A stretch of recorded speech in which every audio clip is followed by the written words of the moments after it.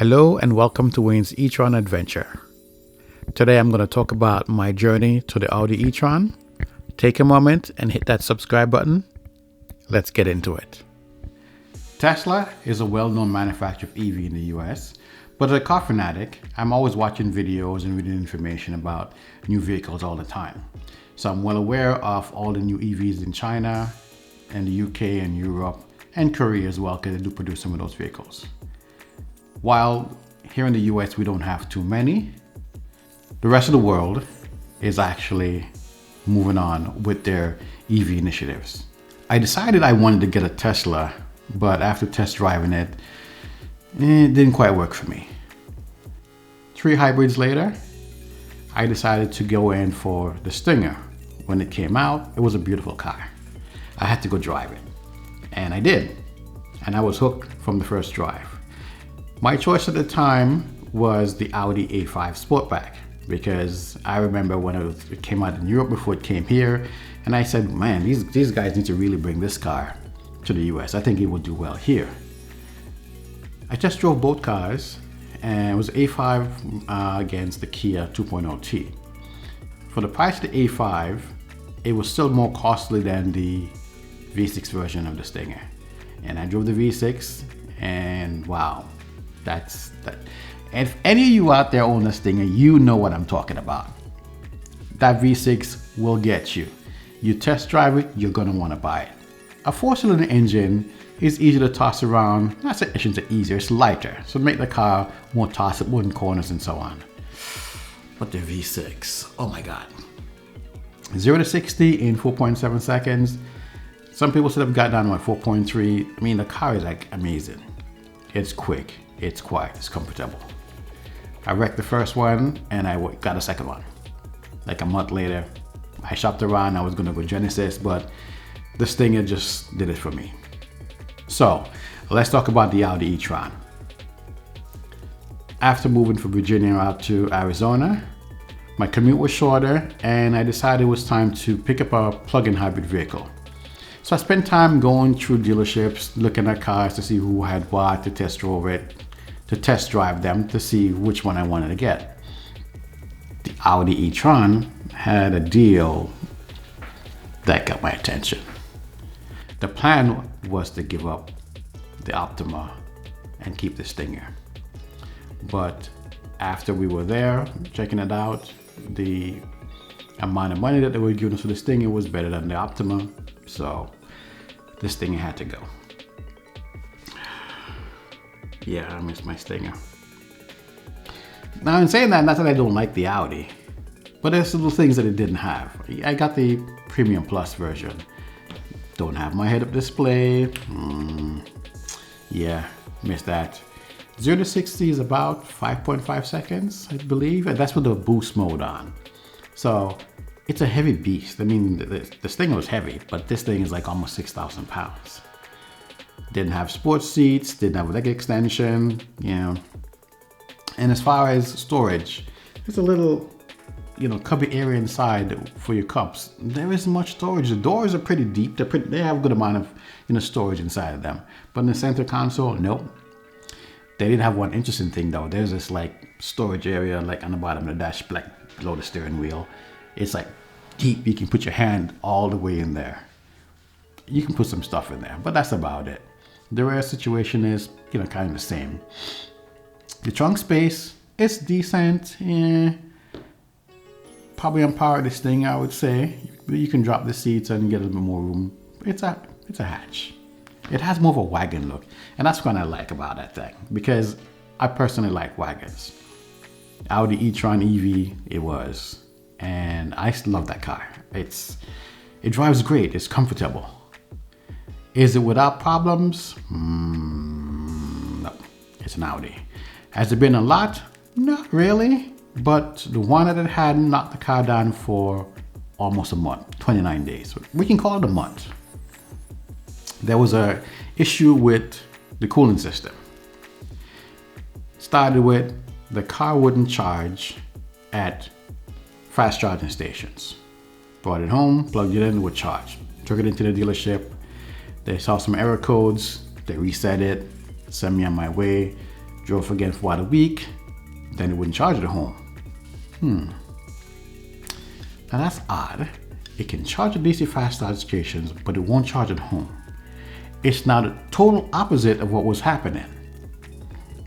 I took it back to them, and this time after a week of messing around with it and trying different things with Audi and so on, because at first I thought it was my charging cable, which I know it wasn't.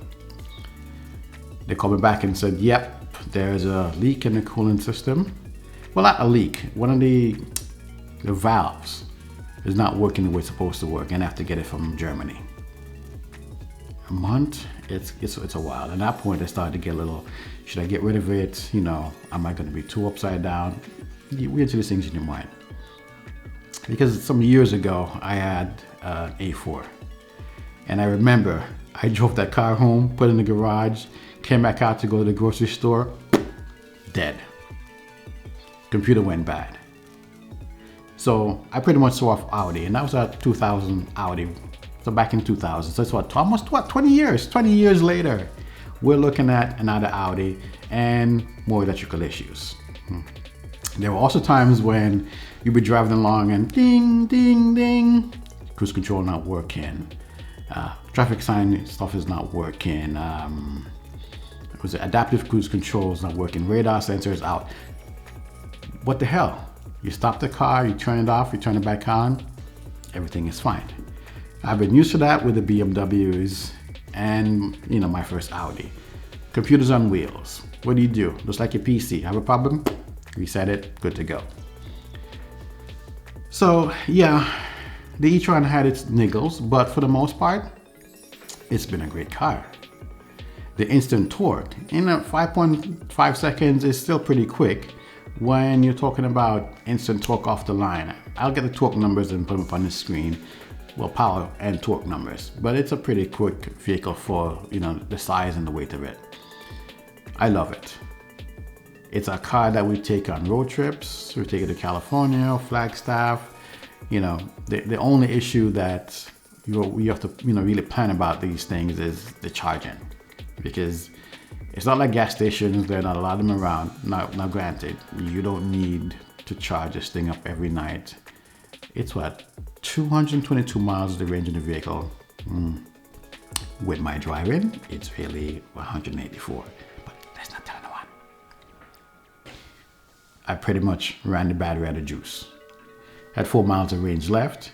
I ignored the system telling me I needed to charge. Figured I could make it based on what I saw on the range and, you know, where it was. Didn't factor in how fast you were driving, the mountain we were going up. So yeah, I had to get towed to a charge point. So that was my first experience, and only experience, running the battery down to that level. It took 45 minutes to go from practically, let's say 0%, because it didn't say 1, like 0% to 99, which is 100. Most of these things seem to kick off at 99%. They don't seem to kick off at 100. I'll do another video to talk about battery and battery size and charging and so on and so forth. But for the most part, an extra 15 minutes to charge it up, I don't think that's bad. So 45 minutes, and, you know, say it's not bad coming from a gas vehicle. Yes, that's way longer. But for most of my use, daily use, I charge it maybe once a week, twice a week if I need to. Charging at home, plug it in, leave it, you set up the charging system, and it takes care of it while you're asleep. The rates right now, and I think this will probably change later on once, you know, a lot of people are fossil fuel. It's like 6 cents a minute from 11 p.m. Let's call it 7 cents, 6 point something. So let's call it 7 cents per kilowatt hour. I shouldn't say per minute, per kilowatt hour to charge the vehicle. And that's between 11 p.m. and 5 a.m. here. Most places have some kind of EV special rate for, like, you know, the nighttime when you want to charge. If you have an apartment, maybe it's not the best thing right now if you don't have a charging station there. But I've seen some ingenious people with EVs that have actually run an extension cable from their house out to the street to charge their car. That tells you yours really, really wanted to get into the EV spectrum to do that. We know that in the UK and Europe, they have different charge points all across the place for them. There's things like on the street. I remember saying something, they put it on like a light pole, and you come with your phone, Bluetooth connect to it, and it drops the cable down. You plug it into your vehicle. There are multiple ways that we can get our vehicles charged, but here in the US, we don't have all those things just yet. This is something that they really need to work on. Did I make a good choice?